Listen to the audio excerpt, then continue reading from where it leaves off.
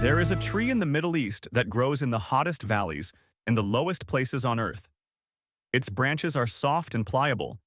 Its leaves are dark and glossy. And its thorns. They are long, sharp, and unforgiving.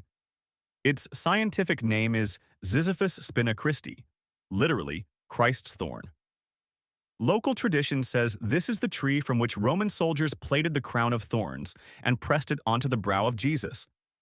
But here is what the English translations don't tell you. The Hebrew Bible has many words for thorns, and each one carries a different weight, a different curse, a different prophecy. The crown of thorns was not just a Roman mockery, it was a theological statement, written in the language of the curse, the parable, and the paradox. Stick with me, because once you understand what the Hebrew words for thorns actually mean, you will never read the crucifixion the same way again. Let's start with the tree itself. In Arabic, it is known as qasl or sidr. It is an evergreen tree native to the Levant, East Africa, and Mesopotamia. It grows in the hot valleys and lowlands of Israel. Its Latin name, Spina-Christi, means Christ's thorn. The ancient belief that its thorny branches were used for the crown of thorns is so strong that it is literally written into the scientific name of the tree. Now, here is what most people miss. The branches of this tree are soft and pliable. They bend without breaking. They can be twisted and woven. The soldiers did not just find any thorny bush. They found a tree whose branches were perfect for their purpose, flexible enough to weave, sharp enough to wound. But there is a deeper layer to this story, and it is hidden in the Hebrew language. The Hebrew Bible uses several words for thorns. The most common is Kots, Kots. It appears in Genesis 3:18.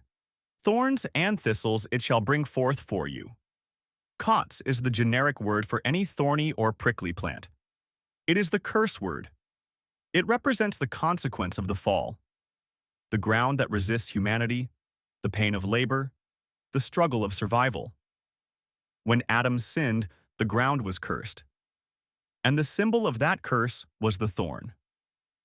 Now, here is the detail that will change everything.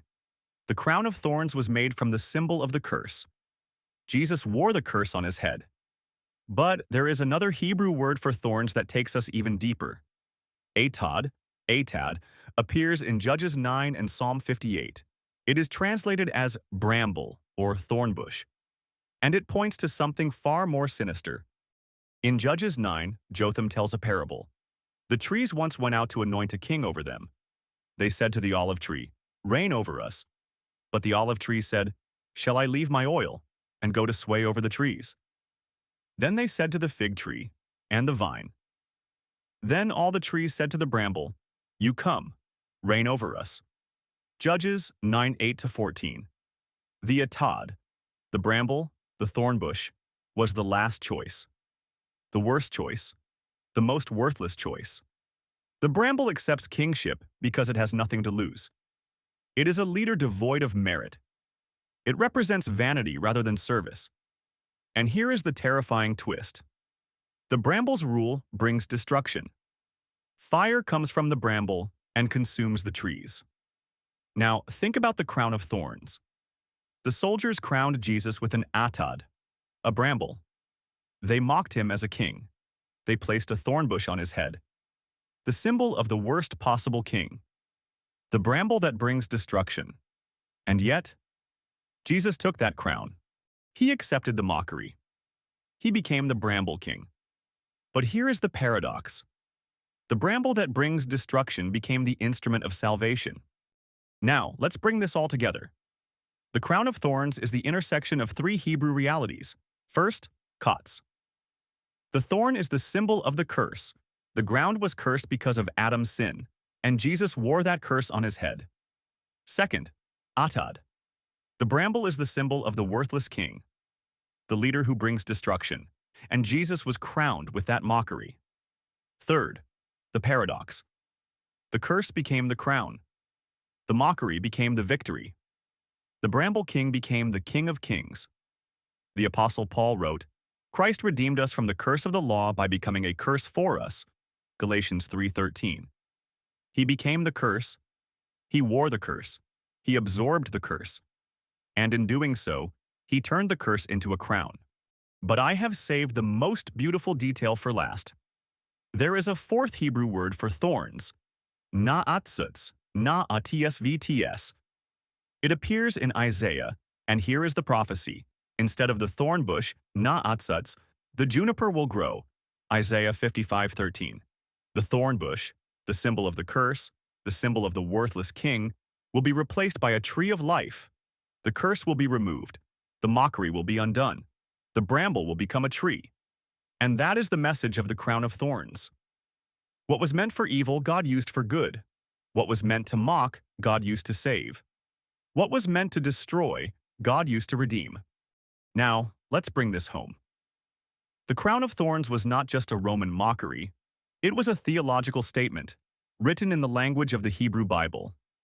Every thorn that pierced his brow was a symbol of the curse. Every thorn was a reminder of the fall. Every thorn was a declaration of humanity's rebellion. And he wore it for you.